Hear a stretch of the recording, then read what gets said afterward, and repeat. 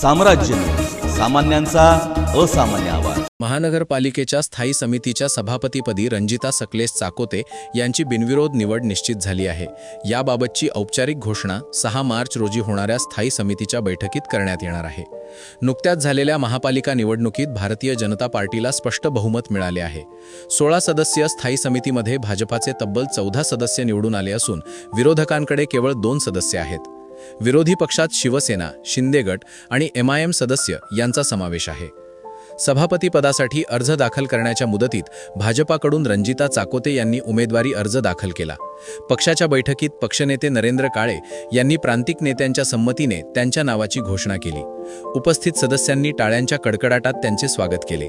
सभापतीपदासाठी भाजपाकडून रंजिता चाकोते यांच्यासह बिजू प्रधाने, राजकुमार पाटील आणि अविलाश पाटील हे इच्छुक होते, मात्र पक्षाने चाकोते यांच्यावर विश्वास दाखवत त्यांना संधी दिली। शिंदे सेनेचे सदस्य अमोल शिंदे यांनी प्रतिक्रिया देताना सांगितले की समितीत आमचे संख्याबळ अत्यल्प असल्याने उमेदवारी दाखल करण्याचा प्रश्नच नव्हता। 6 मार्च रोजी सकाळी उपजिल्हाधिकारी यांच्या उपस्थितीत होणाऱ्या बैठकीत रंजिता चाकोते यांच्या बिनविरोध निवडीची अधिकृत घोषणा केली जाणार आहे। दरम्यान पक्षाने दिलेल्या जबाबदारी आपण निश्चितपणे चांगल्या पद्धतीने पार पाडू, अशी ग्वाही रंजिता चाकोते यांनी यावेळी बोलताना दिले। त्यांना उमेदवारी अर्ज दाखल करतेवेळी महापौर विनायक कोंडाळ, उपमहापौर ज्ञानेश्वरी देवकर यांच्यासह स्थायी समितीचे सदस्य उपस्थित होते।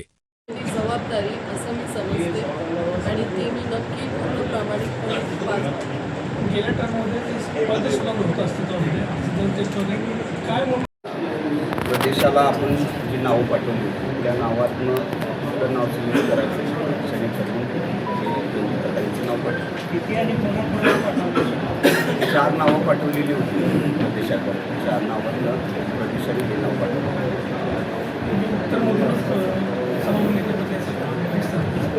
असं काय नाही, सर्वच मतदारसंघातील आपण 4 नावं पाठवली।